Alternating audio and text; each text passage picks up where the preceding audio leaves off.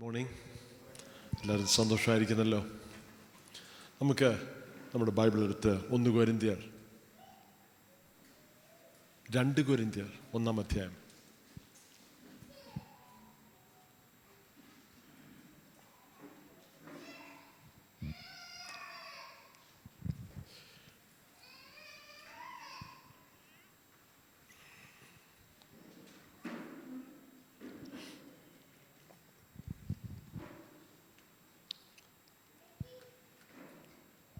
സ്തോത്രം.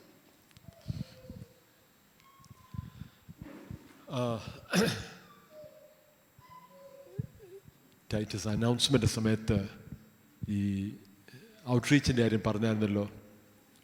ഒരു കഴിഞ്ഞ ആഴ്ച തൊട്ട് ഒത്തിരി ചെറുതായിപ്പോയി അല്ലേ, കഴിഞ്ഞ ആഴ്ച തൊട്ട് ഒന്ന് പ്ലാൻ ചെയ്യുവാണ്. ഈ വരുന്ന ആഴ്ച തൊട്ട് 4 ആഴ്ചയായിട്ട് വ്യാഴാഴ്ച വൈകുന്നേരം ഒരു 4:30 ആകുമ്പോൾ ചർച്ച വരാമെങ്കിൽ നല്ലതാണ്. ഇവിടുന്ന് നമുക്ക് പോവുകയും ചെയ്യാം.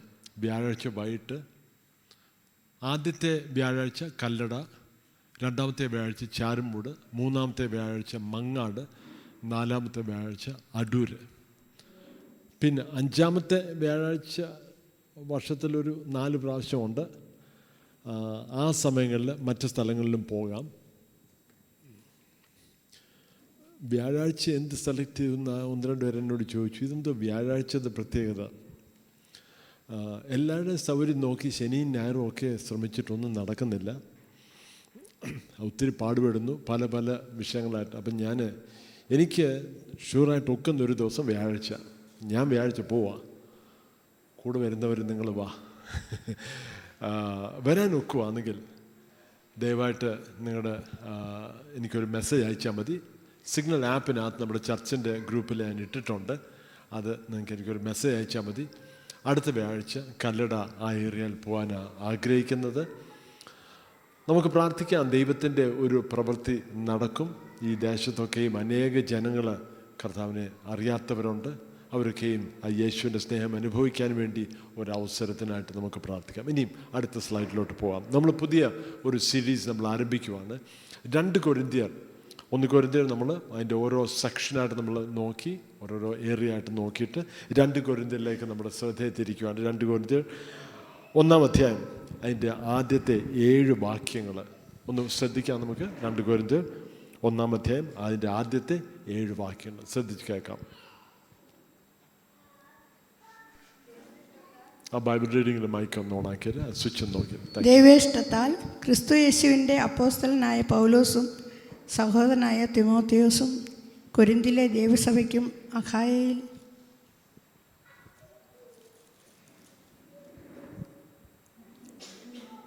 അഖായയിൽ എല്ലായിടത്തുമുള്ള സകല വിശുദ്ധന്മാർക്കും കൂടെ എഴുതുന്നത്. നമ്മുടെ പിതാവായ ദൈവത്തിങ്കിൽ നിന്നും കർത്താവായ യേശുക്രിസ്തുവിങ്കിൽ നിന്നും നിങ്ങൾക്ക് കൃപയും സമാധാനവും ഉണ്ടാകട്ടെ. മനസ്സിലുള്ള പിതാവും സർവ്വ ആശ്വാസവും നൽകുന്ന ദൈവവുമായി നമ്മുടെ കർത്താവായ യേശുക്രിസ്തുവിൻ്റെ പിതാവായ ദൈവം വാഴ്ത്തപ്പെട്ടവൻ.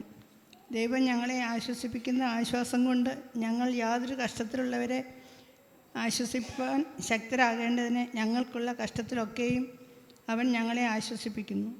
ക്രിസ്തുവിൻ്റെ കഷ്ടങ്ങൾ ഞങ്ങളിൽ പെരുകുന്നത് പോലെ തന്നെ ക്രിസ്തുവിനാൽ ഞങ്ങളുടെ ആശ്വാസവും പെരുകുന്നു. ഞങ്ങൾ കഷ്ടം അനുഭവിക്കുന്നുവെങ്കിൽ അത് നിങ്ങളുടെ ആശ്വാസത്തിനും രക്ഷയ്ക്കും ആകുന്നു.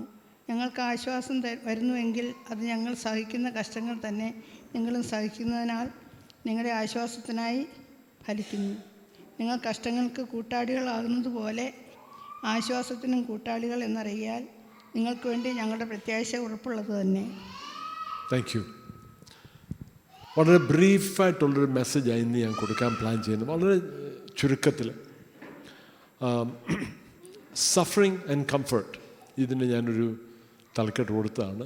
2 കൊരിന്ത്യർ ആദ്യത്തെ 7 വാക്യത്തിൽ നിന്ന് അപ്പോസ്തലൻ പൗലോസ് കൊരിന്ത്യ സഭയ്ക്ക് എഴുതിയ ഈ 2ാമത്തെ കത്ത് വേറെ ഉണ്ട്, നമുക്കത് അതിൻ്റെ രേഖ നമുക്കില്ല. ഈ 2ാമത്തെ കത്തിനകത്ത് ആദ്യത്തെ കത്ത് പോലെ തന്നെ പല കാര്യങ്ങൾ അവരെ മനസ്സിലാക്കിപ്പിക്കാൻ വേണ്ടി, പല പ്രയാസങ്ങൾ ആ സഭയിലും ആ ദേശത്തും ഉണ്ടായത്, അതിനെക്കുറിച്ച് ഒന്ന് എടുത്തു പറയുകയും അതിന് കറക്ഷൻ കൊണ്ടുവരുമായിരുന്നു നമുക്കറിയാമല്ലോ. അപ്പോൾ ഇവിടെ അതിൻ്റെ ആരംഭത്തിൽ തന്നെ അപ്പോസ്തലനായ പൗലോസ് എടുത്തു പറയുന്നു, ഞാൻ ഒരു അപ്പോസ്തലനായിരിക്കുന്നത് ദൈവത്തിൻ്റെ കരുണയാലെന്ന്. എന്നാലും മൂന്നാമത്തെ വാക്യം ശ്രദ്ധിക്കാമോ? മനസ്സലിവുള്ള പിതാവും സർവാശ്വാസവും നൽകുന്ന ദൈവമായി നമ്മുടെ കർത്താവായി യേശുക്രിസ്തുവിൻ്റെ പിതാവായി ദൈവം വാഴ്ത്തപ്പെട്ടത്. മനസ്സലിവുള്ള പിതാവ്. എന്തുവായി മനസ്സലിവ്? മേഴ്സി എന്ന് പറയും, കരുണ എന്ന് പറയാം. അത് പറഞ്ഞപ്പോഴേ ഇവിടെ ഒരു കരുണയുണ്ട്. മേഴ്സി, കരുണ, അല്ലേ? ഞാനിന്ന് വേറെ ഒരു കാര്യം പറഞ്ഞല്ലോ, പിറ്റി എന്നുള്ള വാക്ക്. പിറ്റി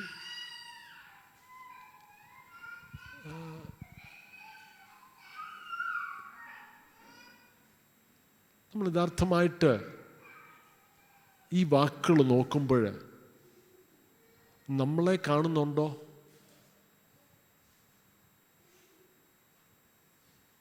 അതോ റോഡിലെവിടെയെങ്കിലും മദ്യപിച്ച് കിടക്കുന്ന ഒരു വ്യക്തിയാണോ? അതോ ജയിലിൽ എവിടെയെങ്കിലും കിടക്കുന്ന ഒരു കുറ്റവാളിയാണോ? പല പല രീതിയിലും നമ്മൾ മറ്റുള്ളവരെ നമുക്ക് വിരൽ ചൂണ്ടാൻ എളുപ്പമാണ്. എന്നാലും എന്നിലുള്ള പാപം, എന്നിലുള്ള കുറ്റം, അല്ലെങ്കിൽ കർത്താവിൻ്റെ ആ മനസ്സലിവ് എനിക്ക് ആവശ്യമുണ്ട്. വലിയ ബുദ്ധിമുട്ടാണ്. Difficult for us to see ourselves as we are.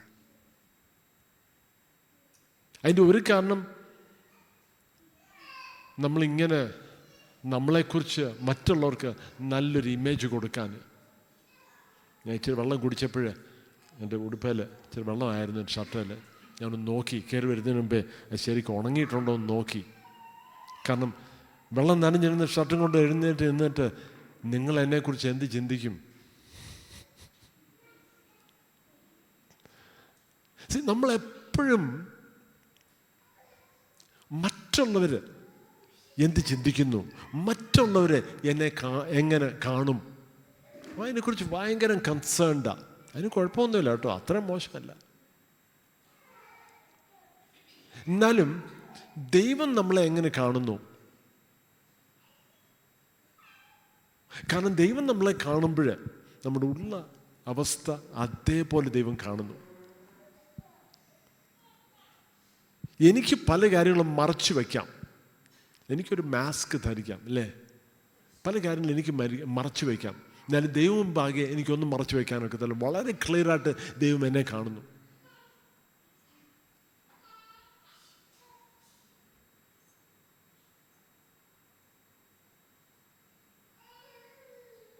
ചിലപ്പോൾ നമ്മളെ തന്നെ കുറച്ചൊക്കെ മനസ്സിലാക്കാൻ നോക്കും, എന്നാലും പൂർണ്ണമായിട്ട് മനസ്സിലാക്കാൻ നോക്കത്തില്ല. കാരണം നമ്മൾ മറ്റുള്ളവർക്ക് വേണ്ടി ഒരു ഇമേജ് സൃഷ്ടിച്ചുകൊണ്ടിരുന്ന ആ ഒരു ഇമേജ് നമ്മളങ്ങ് സ്വീകരിച്ചിരിക്കുക.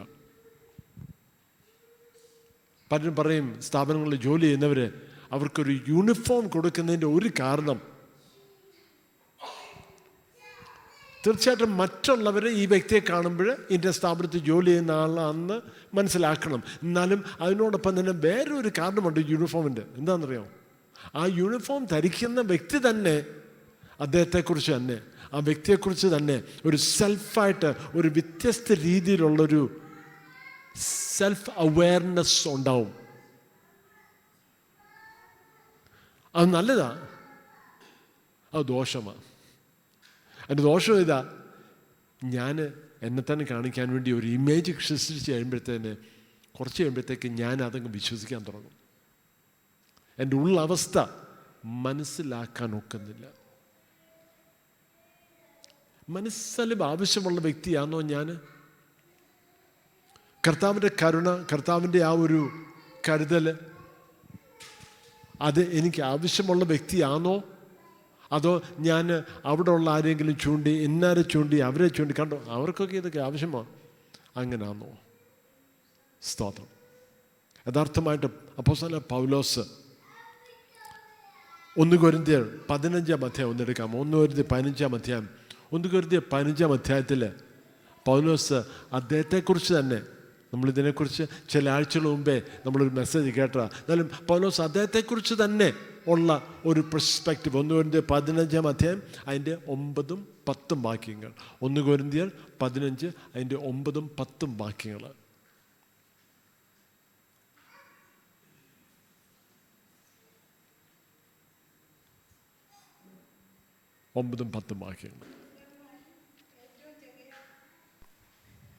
ഞാൻ അപ്പോസ്തലന്മാരിൽ ഏറ്റവും ചെറിയവനല്ലോ, ദൈവസഭയെ ഉപദ്രവിച്ചതിനാൽ അപ്പോസ്തലൻ എന്ന പേരിന് യോഗ്യനല്ല. ഓക്കെ, ആദ്യം തന്നെ അദ്ദേഹം പറയുന്നു, ഞാൻ ദൈവസഭയെ ഉപദ്രവിച്ച വ്യക്തിയായിരുന്നു. അതുമാത്രമല്ല, പലരും കൊല്ലാൻ വേണ്ടിയുള്ള സ്റ്റെപ്പ് ഇദ്ദേഹമാണ് എടുത്തത്. അതുകൊണ്ട് ഒരു അപ്പോസ്തലൻ എന്ന് വിളിക്കപ്പെടാൻ യോഗ്യനല്ല. പിന്നെ 10 വാക്യം, എങ്കിലും ഞാനാകുന്നത് ദൈവകൃപയാൽ ആകുന്നു, എന്നോടുള്ള അവൻ്റെ കൃപ വ്യർത്ഥമായതുമില്ല. അവരെല്ലാവരെക്കാളും ഞാൻ അത്യന്തം അധ്വാനിച്ചിരിക്കുന്നു. എന്നാൽ ഞാനല്ല, എന്നോട് കൂടെയുള്ള ദൈവകൃപയത്രേ. അപ്പോൾ പൗലോസ് പറഞ്ഞ്, എന്നോടുള്ള ആ കൃപ, ദൈവം എന്നോട് കരുണ തോന്നി, എന്നോട് കൃപ കാണിച്ചു. അതുകൊണ്ട് മാത്രം ഞാൻ ആയിരിക്കുന്നതും, അതുമാത്രമല്ല ഞാൻ എന്തൊക്കെ ചെയ്തു, ഒത്തിരി കാലം ചെയ്തു. അദ്ദേഹത്തിൻ്റെ ജീവൻ പോലും കണക്ക് കൂട്ടാതെ ദൈവത്തിന് വേണ്ടി പ്രവർത്തിച്ച്, അതും കൃപയാൽ മാത്രം. അതിലും ഒന്നും പ്രശംസിക്കാനില്ല, കൃപയാൽ മാത്രം. ഞാൻ 2 കൊരിന്ത്യരിലേക്ക് മടങ്ങി വരട്ടെ. ഇത് ഞാൻ എടുത്ത് പറഞ്ഞതിൻ്റെ കാരണം, അപ്പോസ്തലൻ പൗലോസ് വളരെ ക്ലിയറായിട്ട് മനസ്സിലായി അദ്ദേഹത്തിൻ്റെ ജീവിതം, അദ്ദേഹത്തിൻ്റെ പ്രവൃത്തി, അദ്ദേഹത്തിൻ്റെ രക്ഷ എല്ലാം ദൈവത്തിൻ്റെ കൃപയാൽ മാത്രം. നമ്മൾ ഇന്ന് ഒന്നുകൂടെ, അതുകൊണ്ടാണ് പറഞ്ഞ് വളരെ ചുരുക്കമായിട്ടൊരു മെസ്സേജാണ്. അത് കഴിഞ്ഞ് നമുക്ക് പ്രാർത്ഥിക്കാൻ സമയം എടുക്കണം. നമ്മളൊന്നുകൂടെ നമ്മളെ തന്നെ ഒന്ന് മനസ്സിലാക്കണം. കർത്താവേ, ഒരു യോഗ്യതയില്ലാത്ത എന്നെ അങ്ങ് സ്നേഹിച്ചല്ലോ, സ്തോത്രം. ആ ക്രൂശിൽ കിടന്ന ആ കള്ളൻ്റെ കാര്യം ഞാൻ പറഞ്ഞത് അതുകൊണ്ടാണ്.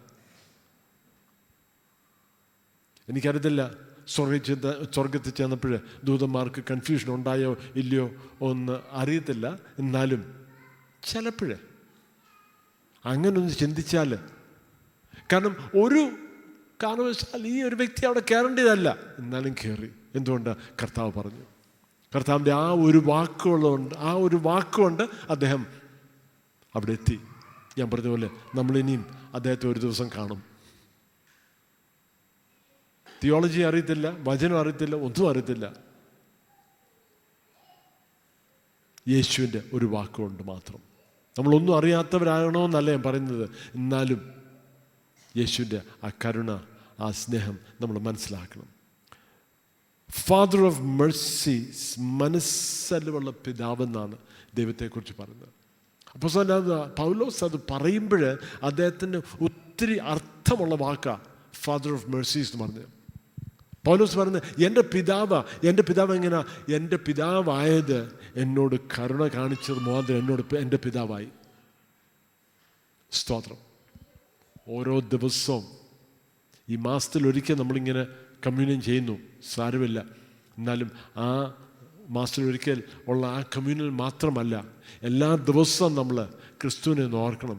കർത്താവേ, ഞാനിന്നായിരിക്കുന്നത്, എൻ്റെ രക്ഷ, എൻ്റെ നിത്യജീവൻ എല്ലാം അങ്ങയുടെ കരുണ മാത്രമാണ്.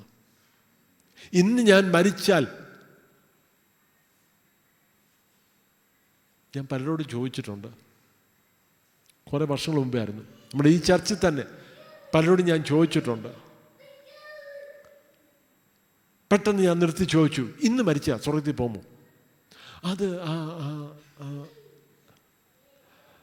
അങ്ങോട്ട് ഉറപ്പായിട്ട് ക്ലിയറായിട്ട് പറയാൻ ഒക്കുന്നില്ല പലർക്കും.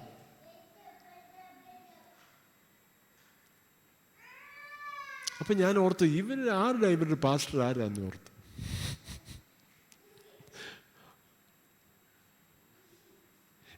നമ്മൾ സ്വർഗരാജ്യത്തിൽ കടക്കുന്നത്, സ്വർഗത്തിൽ പോകുമെന്നുള്ള ആ ഒരു വിശ്വാസം വരുന്നത് ഒരു കാരണം കൊണ്ട് മാത്രമാണ്. യേശുക്രിസ്തു ക്രൂശിൽ ചെയ്ത ആ പ്രവൃത്തി മാത്രമാണ്. നമ്മുടെ ജീവിതം കൊണ്ടോ, നമ്മുടെ പ്രവൃത്തി കൊണ്ടോ, നമ്മുടെ മിടുക്ക് കൊണ്ടോ, നമ്മുടെ കഴിവ് കൊണ്ടോ, നമ്മുടെ വിശുദ്ധ ജീവിതം കൊണ്ടോ ഒന്നുമല്ല. ഇതെല്ലാം നമുക്ക് വേണം, വിശുദ്ധ ജീവിതം വേണം, നമുക്ക് ഇതെല്ലാം വേണം. എന്നാലും അത് നമ്മളെ സ്വർഗത്തിൽ കൊണ്ടുപോകുന്നില്ല. നമ്മൾ യഥാർത്ഥമായിട്ട് സ്വർഗത്തിൽ പോകുന്നത്, നമ്മൾ യഥാർത്ഥമായിട്ട് ദൈവപാതയിലായിരിക്കുന്നതിൻ്റെ ഒരു കാരണം മാത്രം ഇതാണ്. യഥാർത്ഥമായിട്ട് സ്വർഗരാജ്യത്തിൽ കിടക്കുന്നതിൻ്റെ ഒരു കാരണം യേശു നമ്മളോട് കരുണ കാണിച്ചുകൊണ്ട് മാത്രമാണ്. സ്തോത്രം. രണ്ടാമത്, അടുത്ത സ്ലൈഡിലോട്ട് പോകാം. രണ്ടാമത്, ഓക്കെ, ആ സ്ലൈഡ് ഒന്ന് തിരിച്ചാട്ടെ.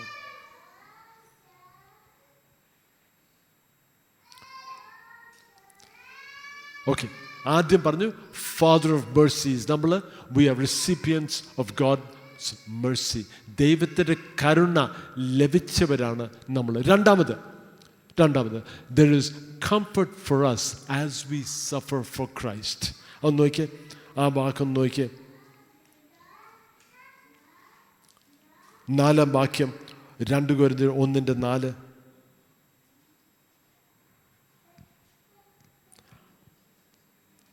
നാലും അഞ്ചും. കഷ്ടത്തിലുള്ളവരെ ആശ്വസിപ്പിക്കാൻ ശക്തരാകേണ്ടതിന് ഞങ്ങൾക്കുള്ള കഷ്ടത്തിലൊക്കെയും അവൻ ഞങ്ങളെ ആശ്വസിപ്പിക്കുന്നു. 5-ാം വാക്യം, ക്രിസ്തുവിൻ്റെ കഷ്ടങ്ങൾ ഞങ്ങളിൽ പെരുകുന്നത് പോലെ തന്നെ ക്രിസ്തുവിനാൽ ഞങ്ങളുടെ ആശ്വാസവും പെരുകുന്നു. Thank you. അപ്പം ക്രിസ്തുവിൻ്റെ കഷ്ടത, ക്രിസ്തുവിൻ്റെ കഷ്ടങ്ങൾ, ഇതെന്തുവായി? ക്രിസ്തുവിൻ്റെ കഷ്ടങ്ങൾ ഞങ്ങളിൽ പെരുകുന്നു എന്ന് പറയുമ്പോൾ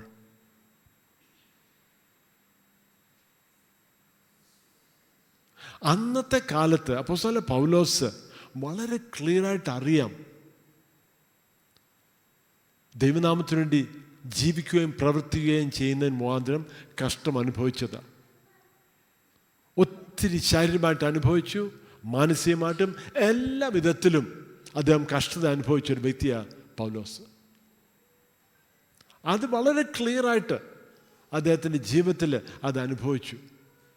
അപ്പോൾ ക്രിസ്തുവിൻ്റെ കഷ്ടങ്ങളെന്ന് പറയുമ്പോൾ, പൗലോസ് പറയുമ്പോൾ ക്ലിയറായിട്ട് അദ്ദേഹത്തിൻ്റെ മനസ്സിൽ, അദ്ദേഹത്തിൻ്റെ ഹൃദയത്തിൽ യേശുവിൻ്റെ നാമത്തിനു വേണ്ടി കഷ്ടത അനുഭവിക്കുന്നു. അതുകൊണ്ട് ഞാൻ ഇവിടെ ഇട്ടത്, there is comfort for us as we suffer for Christ. ക്രിസ്തുവിന് വേണ്ടി നമ്മൾ കഷ്ടത അനുഭവിക്കുമ്പോൾ ദൈവത്തിൻ്റെ ആശ്വാസം നമുക്ക് ലഭിക്കും. എനിക്ക് തോന്നുന്നില്ല കേരളത്തിലുള്ള നമ്മളാരും ക്രിസ്തുവിന് വേണ്ടി കഷ്ടത അനുഭവിക്കുന്നു എന്ന് പറയാൻ തോന്നുന്നില്ല. ചിലപ്പം ഇന്ന് രാവിലെ ആരാധനയ്ക്ക് വരുന്നതിന് ഇച്ചിരി മഴ പെയ്ത് കാണും, ഇങ്ങോട്ട് നടന്നു വന്നപ്പോൾ ഇച്ചിരി വെള്ളം കൂടുതലായിരിക്കും, ചള്ള കാണുമായിരിക്കും. ഇതൊന്നും കഷ്ടതയല്ല. നമ്മുടെ വസ്ത്രത്തിൽ ഇച്ചിരി ചള്ള തെറിക്കുമായിരിക്കും. ഇതൊന്നും കഷ്ടതയല്ല. നമുക്കുണ്ടായിരുന്ന പ്രയാസം എന്ന് പറഞ്ഞാൽ ഇതെല്ലാം വളരെ സിമ്പിളായിട്ട് കാര്യം. നമ്മൾ കർത്താവിന് വേണ്ടി കഷ്ടത അനുഭവിക്കുന്നില്ല. അതുകൊണ്ട് നമുക്കിനി കർത്താവിൻ്റെ ആശ്വാസമില്ലെന്നാണോ? അതിനെക്കുറിച്ച് ഇത് കഴിഞ്ഞിട്ട് പറയാം. എന്നാലും ഇത് വളരെ ക്ലിയറായിട്ട് പൗലോസ് പറഞ്ഞേക്കുന്നത് അദ്ദേഹത്തിൻ്റെ അനുഭവത്തിൽ ഈ കഷ്ടതയിൽ ദൈവത്തിൻ്റെ ഒരു ആശ്വാസം. നമ്മൾ ഓർക്കണം, 2 കാര്യം ഇതിനെക്കുറിച്ച് പറയാൻ ആഗ്രഹിക്കുന്നു. ഒന്ന്, നോർത്ത് ഇന്ത്യയിലും പല രാജ്യങ്ങളും കർത്താവിൻ്റെ നാമത്തിനു വേണ്ടി കഷ്ടത അനുഭവിക്കുന്ന അനേക ജനങ്ങളുണ്ട്. യേശുവിന് വേണ്ടി ഒത്തിരി കഷ്ടത അനുഭവിക്കുന്നു, ശാരീരികമായിട്ട് ഒത്തിരി വേദന അനുഭവിക്കുന്നവരുണ്ട്, ജയിലിൽ കിടക്കുന്നവരുണ്ട്, എന്ത് ചെയ്യുമെന്നറിയാതെ ഒരു രക്ഷയുമില്ലാതെ അനുഭവിക്കുന്ന ആൾക്കാർ ഒത്തിരി ഉണ്ട്. ലോകത്തിൻ്റെ പല ഭാഗത്തുണ്ട്. അവർക്ക് വേണ്ടി എങ്ങനെ പ്രാർത്ഥിക്കണം? ആക്ച്വലി ഇത് പ്രാർത്ഥിച്ചാൽ മതി, കർത്താവേ അങ്ങയുടെ ആശ്വാസത്താൽ അവരെ നിറയ്ക്കണമേ.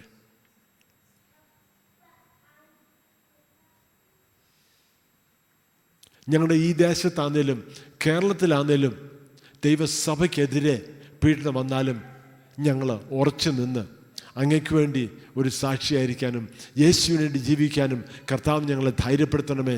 ആ സമയത്തും അങ്ങയുടെ ആശ്വാസം ഞങ്ങൾക്കുണ്ട് എന്നുള്ള ഉറപ്പും ധൈര്യവും.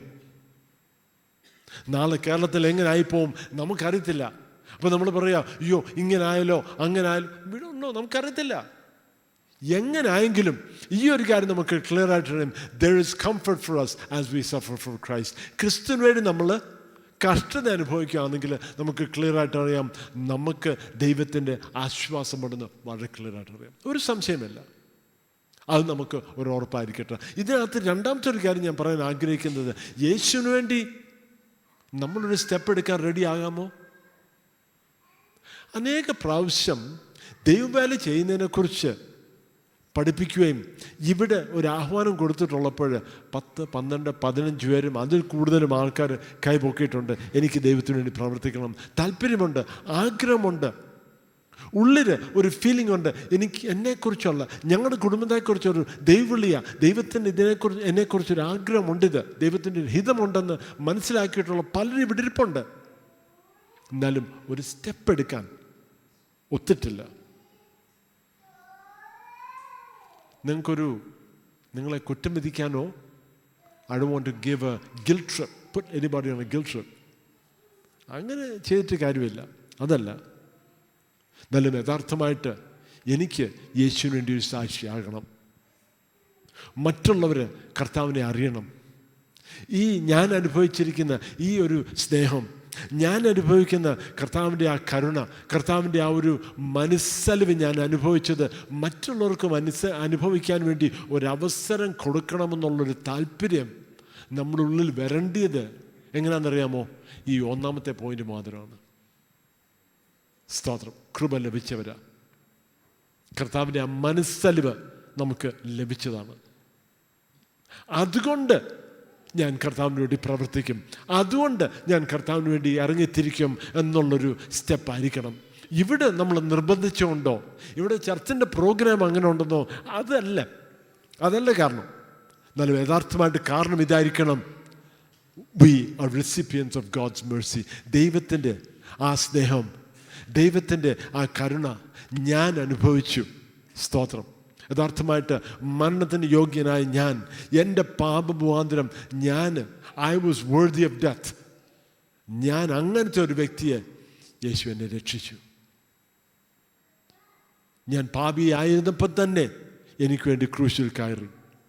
ആ ഒരു സത്യം ഓർത്തോണ്ട്, ആ ഒരു യാഥാർത്ഥ്യം ഓർത്തോണ്ട് ഞാൻ കർത്താവിന് വേണ്ടി ഇറങ്ങാൻ ഞാൻ റെഡിയാണ് എന്നൊരു സ്റ്റെപ്പ് എടുക്കണം. പലപ്പോഴും നമുക്കൊരു മടി, എങ്ങനെ ആയിത്തീരും. എനിക്ക് ഓർമ്മയുണ്ട്, കൊച്ചിലെ ആ ദൈവവിളി ഞാൻ ഒന്നുകൂടെ ഉറപ്പിച്ച സമയത്ത് എൻ്റെ ഉള്ളിൽ ഭയങ്കര കൺഫ്യൂഷനും ഭയവും. ഞങ്ങളുടെ ഫാമിലിയിലുള്ള എല്ലാവരും അത്രയും വലിയ സന്തോഷത്തോടല്ല. ചിലർ എന്നോട് ചോദിച്ചു, നീ എന്തുവാ ഈ കാണിക്കുന്നത്? ഇതൊരു ബുദ്ധികേടല്ലയോ? പോയി എന്തെങ്കിലും ജോലിയായിട്ട് പഠിച്ചു വല്ലതൊക്കെ ജോലി ചെയ്തിട്ട് അതിനോടൊപ്പം വല്ല സുവിശേഷ വേല ചെയ്താൽ മതിയല്ലോ. എന്നല്ല, എൻ്റെ ഉള്ളിൽ എനിക്കൊരു ഉറപ്പുണ്ട്, കർത്താവിനെ വിളിച്ചു പൂർണ്ണ സമയം സുവിശേഷ വേലയ്ക്ക് ഇറങ്ങണമെന്നൊരു ധൈര്യം, ഉറപ്പ് എൻ്റെ ഉള്ളിലുണ്ടായിരുന്നു. എന്നാലും ഞാൻ ഇങ്ങനെയുള്ള വോയിസസ് ഒത്തിരി കേൾക്കുന്നത്. അന്ന് എനിക്ക് 17 വയസ്സേ ഉള്ളൂ. എൻ്റെ എൽഡേഴ്സായിട്ടുള്ള ചിലരാ എന്നോട് ഇങ്ങനെ സംസാരിക്കുന്നത്. അപ്പം ഞാനെന്ത് മനസ്സിലാക്കണം? 17 വയസ്സേ ഉള്ളൂ. അന്ന് എന്നെ ബലപ്പെടുത്തിയൊരു വാക്യം ഇതായിരുന്നു, മാത്യു 6:33, മത്തായിയുടെ സുവിശേഷം 6:33 വാക്യം എന്നെ ബലപ്പെടുത്തിയാണ്. Seek ye first the kingdom of God and his righteousness, and all these things will be added to you. മലയാളത്തിൽ മുമ്പേ അവൻ്റെ രാജ്യവും നീതിയും, അതിങ്ങനെ മത്തായി 6:33, മുമ്പേ അവൻ്റെ രാജ്യവും നീതിയും അന്വേഷിപ്പിക്കുവാൻ, അതോടൊപ്പം ഇന്ന് ഇതെല്ലാം കിട്ടുമെന്ന്. ഇതെല്ലാം കിട്ടുന്നത് എന്തുവാ? അതിന് മുമ്പിലത്തെ വാക്യത്തിൽ എഴുതിയിട്ടുണ്ട്. നമുക്ക് ആവശ്യമുള്ള കാര്യങ്ങളാണ്, വളരെ ബേസിക്കായിട്ടുള്ള ജീവിതത്തിൻ്റെ നീഡ്സ്. സ്തോത്രം. നമുക്ക് പലപ്പോഴും നമ്മുടെ ആ ബേസിക് നീഡ്സിന് അപ്പുറമാണ് നമ്മൾ ചിന്തിക്കുന്നത്. നമ്മൾ ചിന്തിക്കുന്നത് നമ്മുടെ ബേസിക്കായിട്ടുള്ള നീഡ് മാത്രമല്ല നമ്മൾ ചിന്തിക്കുന്നത്. നമ്മൾ ചിന്തിക്കുന്നത് മറ്റുള്ളവർ എന്നെക്കുറിച്ച് എന്ത് ചിന്തിക്കും, ഇന്നാർക്ക് ഇങ്ങനത്തെ വണ്ടിയുണ്ട്, ഞാനൊരു മാരുതിയും കൊണ്ട് നടന്നാൽ എങ്ങനെയാണ് ശരിയാവുന്നത്, ഇന്നാർക്ക് ഇങ്ങനത്തെ വീടുണ്ട്, ഇങ്ങനത്തെ. പലപ്പോഴും നമ്മളെ ഇവാലുവേറ്റ് ചെയ്യുന്നത് മറ്റുള്ളവർ വെച്ചോണ്ടാണ്. അത് പലപ്പോഴും നമുക്ക് ദൈവവേലയ്ക്ക് ഇറങ്ങുന്നതിന് ഭയങ്കര ഒരു തടസ്സമായി തീരും. വലിയൊരു സ്ട്രഗിളാണ് അത്. ഞാനും അതേപോലെ എൻ്റെ 17-ാം വയസ്സിൽ ഞാനും അതേക്കുറിച്ച് സ്ട്രഗിൾ ഉണ്ടായിരുന്നു. കാരണം പല പല ചിന്തകൾ എൻ്റെ മനസ്സിൽ കൂടെ പോയി. എന്നാലും ഈ ഒരു വാക്യം എനിക്കൊരു ഉറപ്പ് തന്നു. മത്തായി 6:33. ദൈവം നോക്കിക്കോളും, ദൈവം കരുതിക്കോളും എന്നൊരു ഉറപ്പ് എൻ്റെ ഉള്ളിലുണ്ടായിരുന്നു. സ്തോത്രം. ദൈവമക്കളെ, ദൈവത്തിന് നമ്മളെക്കുറിച്ച് ഒരു പ്ലാനും പദ്ധതിയും ഉണ്ടെങ്കിൽ നമ്മൾ ധൈര്യത്തോട് മുന്നോട്ടൊരു സ്റ്റെപ്പ് എടുക്കുക. ദൈവം നമ്മുടെ കാര്യങ്ങളെല്ലാം നോക്കും എന്നുള്ളൊരു വാഗ്ദത്തം ദൈവം നമുക്ക് തന്നിട്ടുണ്ട്. സ്തോത്രം. ദൈവം ഇത്രയും നാൾ നടത്തുകയും ചെയ്തു. സ്തോത്രം. ഈ 17 വയസ്സിലായിരുന്നു, ഇപ്പോൾ ഒരു 23 കഴിഞ്ഞു.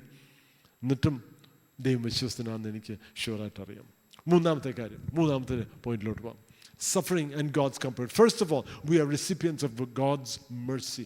ആദ്യം നമ്മൾ ദൈവത്തിൻ്റെ കരുണ ലഭിച്ചവരാണ്.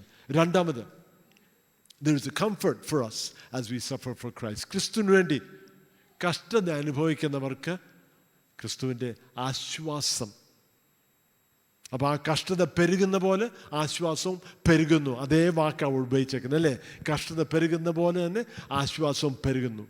അത് കഴിഞ്ഞിട്ട് number 3, all of us can receive his comfort. അപ്പം ക്രിസ്തുവിന് വേണ്ടി കഷ്ടത അനുഭവിക്കുന്നവർക്ക് തീർച്ചയായിട്ടും ഉണ്ട്. അത് ക്ലിയറായിട്ട് അവിടെ പറഞ്ഞിട്ടുണ്ട്. But all of us can receive that also.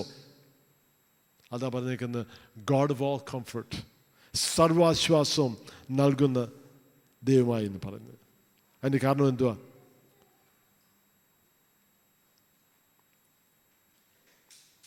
യാതൊരു കഷ്ടതയിലുള്ളവരെ ദൈവം ആശ്വസിപ്പിക്കുന്നു. യാതൊരു കഷ്ടതയിൽ ഉള്ളവർ, ഇൻ എനി ട്രബിൾ. അപ്പം ക്രിസ്തുവിന് വേണ്ടിയുള്ളതല്ല. ബാക്കിയുള്ള ട്രബിളൊക്കെ എങ്ങനത്തെയാ? ഈ ലോകത്തിൽ നമ്മൾ ജീവിക്കുമ്പോൾ പ്രയാസങ്ങളുണ്ട്. ഈ തകർന്ന ലോകമാണ് അല്ലേ? നമുക്കറിയാം. പത്രം വായിക്കുന്നത് നല്ല കാര്യമൊക്കെയാണ്. എന്നാലും ഞാൻ ഇന്നത്തെ പത്രം കണ്ടില്ല. എന്നാലും ഷുവറായിട്ട് അറിയാം, ആദ്യത്തെ പേജിൽ തന്നെ എല്ലാം തകർച്ച തന്നെയാണ്. ഇന്നാരും വെടിവെച്ചു, ഇവിടെ കൊള്ളയിട്ടു, പിന്നെ കുറച്ച് ഈ പ്രളയത്തിൻ്റെ കാര്യങ്ങൾ കുറേ കാണും. ഇതെല്ലാം പത്രത്തിൻ്റെ ആദ്യത്തെ പേജിൽ കാണും. നാളെ അങ്ങനത്തെ വാർത്തകളായിരിക്കും, ഒരു സംശയമില്ല. എല്ലാം തകർച്ചയാണ്. ഈ തകർന്ന ലോകത്തിൽ നമ്മളായിരിക്കുമ്പോൾ, ഈ വീണ ലോകത്തിലായിരിക്കുമ്പോൾ നമ്മളും ആ തകർച്ച അനുഭവിക്കും. അത് മുഖാന്തരം ഉണ്ടാകുന്ന കഷ്ടത ഈ ലോകത്തിലുണ്ട്. അതിനെപ്പറ്റി ചിലപ്പോൾ നമ്മളങ്ങ് ഭാരപ്പെടും. അയ്യോ, എൻ്റെ ജീവിതം എങ്ങനെ ആയിപ്പോയല്ലോ, ഇന്നാരിങ്ങനെ ചെയ്തല്ലോ, ഇന്നാരിങ്ങനെ പറഞ്ഞല്ലോ, അവരൊക്കെ ഇങ്ങനെ പ്രവർത്തിച്ചല്ലോ, അത് മുഖാന്തരം എൻ്റെ ജീവിതം കഷ്ടതയായല്ലോ, എൻ്റെ ജീവിതം ഇങ്ങനെ ആയിപ്പോയല്ലോ എന്നൊക്കെ നമ്മൾ ചിന്തിക്കും. എന്നാലും അതിൻ്റെ മറു സൈഡിൽ നിന്ന് ചിന്തിക്കാമോ? ഈ കഷ്ടത മധ്യേ ദൈവം എനിക്ക് ആശ്വാസം നൽകുന്നു. അതൊന്ന് ഓർക്കാമോ? അപ്പം ഈ ലോകം ഇങ്ങനത്തെ ലോകമാകുന്നതുകൊണ്ട് അനുഭവിക്കുന്ന കഷ്ടതയുണ്ട്. രണ്ടാമത്, എൻ്റെ കയ്യിരിപ്പുണ്ട്, അനുഭവിക്കുന്ന കഷ്ടതയുണ്ട്. രണ്ടുമുണ്ട്. ഈ രണ്ട് മുഖാന്തരം എന്ത് ചെയ്യുന്നു? നമ്മൾ കഷ്ടത അനുഭവിക്കുന്നു. എന്നാലും നമ്മുടെ മനസ്സിനൊരു വ്യത്യാസം വരണം, നമ്മുടെ മനോഭാവത്തിനൊരു വ്യത്യാസം വരണം. അത് പലപ്പോഴും പ്രാർത്ഥനയിൽ കൂടെ മാത്രം പോരാ. നമ്മളൊരു തീരുമാനം എടുക്കണം. ഞാൻ വ്യത്യസ്തമായിട്ട് ചിന്തിക്കും. എല്ലാവരും ചിന്തിക്കുന്ന പോലെ ഞാൻ ചിന്തിക്കത്തില്ല, ഞാൻ വ്യത്യസ്തമായിട്ട് ചിന്തിക്കും. അങ്ങനെ വചനപ്രകാരം ഞാൻ ചിന്തിക്കും, വിശ്വസിക്കും എന്നൊരു ഉറപ്പ് നമുക്ക് അത്യാവശ്യമാണ്. പലപ്പോഴും നമ്മൾ ആരുടെ കൂടെ കൂടുതൽ സമയം ചെലവഴിക്കുന്നത് അവരെ പോലെ നമ്മൾ ചിന്തിക്കും. ഒരു കൂട്ടം ആൾക്കാർ ഒരുമിച്ചിരുന്നിട്ട്, ഓ ഈ ലോകം എന്ത് കഷ്ടമാണ്, എവിടെ നോക്കിയാലും തട്ടിപ്പും വെട്ടിപ്പും, എവിടെ നോക്കിയാലും പ്രശ്നങ്ങൾ, എവിടെ നോക്കിയാലും കഷ്ടത, ഇന്നലെ കണ്ടില്ലയോ ഇവിടെ ഇങ്ങനെ സംഭവിച്ചു, അവിടെ അങ്ങനെ സംഭവിച്ചു, അത് മാത്രം ചിന്തിച്ചുകൊണ്ടിരുന്നാൽ എന്ത് സംഭവിക്കും? അയ്യോ എൻ്റെ ജീവിതം ഇങ്ങനെ ആയിപ്പോയല്ലോ എന്ന് പറഞ്ഞുകൊണ്ടിരിക്കും. അതിന് പകരം, അതെ ഈ ഭൂമി തകർച്ചയുള്ളതാണ്, അതിൻ്റെ ആ തകർച്ച ഞാനും അനുഭവിക്കുന്നു എന്ന് നമ്മൾ അംഗീകരിക്കണം. ഒരു പ്രശ്നമില്ല എന്ന് പറഞ്ഞ് വെറുതെ ചിരിച്ചുകൊണ്ട് നടന്നാൽ അതും ശരിയാകത്തില്ല. അങ്ങനെയുള്ള ആൾക്കാരെ, വെറുതെ ചിരിച്ചുകൊണ്ട് നടക്കുന്നവരെ ചില ഹോസ്പിറ്റലിലൊക്കെ അഡ്മിറ്റ് ചെയ്യേണ്ടി വരും. അങ്ങനെയല്ല, യാഥാർത്ഥ്യം നമ്മൾ അക്നോളജ് ചെയ്യണം. കഷ്ടതയുണ്ട്, പ്രയാസമുണ്ട്, എന്നാലും എനിക്കെൻ്റെ കർത്താവുണ്ട്, എന്നാലും ദൈവം എനിക്ക് ആശ്വാസം തരുന്നു. സ്തോത്രം. ആരും ആശ്വാസം ഇല്ലാത്തപ്പോൾ ദൈവമാണ് എൻ്റെ ആശ്വാസം. ആരും എനിക്കൊരു ബലമായിട്ടില്ലാത്തപ്പോൾ ദൈവമാണ് എൻ്റെ ബലം. ആരും എന്നെ പ്രോത്സാഹിപ്പിക്കാനില്ലെങ്കിലും ദൈവം എന്നെ പ്രോത്സാഹിപ്പിക്കും. സ്തോത്രം. യേശുവിൻ്റെ സ്നേഹം ഞാൻ അനുഭവിച്ചത്. ഈ 3 കാര്യം നമ്മൾ ഓർത്താൽ മതിയാ. We are recipients of God's mercy. ഞാൻ രക്ഷിക്കപ്പെട്ടപ്പോൾ തന്നെ ഞാൻ കരുണ ലഭിച്ച വ്യക്തിയാ. ഈ ലോകത്തിൽ കിട്ടാനൊക്കുന്ന ഏറ്റവും വലിയ പദവി എനിക്ക് എപ്പോഴേ കിട്ടി. ഞാനൊരു ദൈവപായതല്ല. സ്തോത്രം. ഞാനതിന് അർഹതയായത് ഉള്ളതുകൊണ്ടല്ല, എന്നാലും ഞാനൊരു ദൈവപായല. അത് നമ്പർ 1. അതുകൊണ്ട് ഞാൻ അനുഗ്രഹിക്കപ്പെട്ട വ്യക്തിയാണ്. ഏത് കഷ്ടതയിലും ദൈവം ആശ്വാസം നൽകുന്നു. സ്തോത്രം. ഞാൻ പറഞ്ഞല്ലോ, വളരെ ചുരുക്കമായിട്ടുള്ളൊരു മെസ്സേജാണ് എനിക്കുള്ളത്, പറയാൻ ഉള്ളതെന്ന്. Suffering and comfort. We are recipients of God's mercy. നമ്മൾ ദൈവത്തിൻ്റെ കരുണ ലഭിച്ചവർ. രണ്ടാമത്, there is comfort for us as we suffer for Christ. എന്തുവാ? കർത്താവിന് വേണ്ടി കഷ്ടത അനുഭവിക്കാൻ റെഡിയാണോ? ദൈവവേലയ്ക്ക് വേണ്ടി ഇറങ്ങാൻ റെഡിയാണോ? പല ദേശങ്ങളിലെ കാര്യം നമ്മൾ പറഞ്ഞു. പല സ്ഥലങ്ങളും പുതിയ പ്രവർത്തനം ആരംഭിക്കണം. എന്തിനാ? ഇവിടെയൊക്കെ പ്രവർത്തനം ഉണ്ടെന്ന് പറയാൻ വേണ്ടിയാണ്? അല്ല, അതല്ല. മറ്റുള്ളവർ നമ്മളെക്കുറിച്ച് ചിന്തിക്കുന്ന നമ്മൾ വിഷമിക്കണ്ട, അതൊരു വിഷയമല്ല. എന്നാലും അവിടെയും അനേക ജനങ്ങളുണ്ട് ഞാൻ അനുഭവിച്ച ക്രിസ്തുവിൻ്റെ കരുണ, ക്രിസ്തുവിൻ്റെ സ്നേഹം, ക്രിസ്തുവിൻ്റെ പാപക്ഷമ അവരും അനുഭവിക്കട്ടെ. ആ കാരണം മുഖാന്തരമാണ്. പിന്നെ അവസാനം all of us can receive his comfort. നമ്മളെല്ലാവരും ഏത് കഷ്ടതയാണെങ്കിലും ഏത് പ്രയാസം അനുഭവിക്കുന്നോ അതിൻ്റെ മധ്യേ ദൈവത്തിൻ്റെ ആശ്വാസം നമുക്ക് പകരും.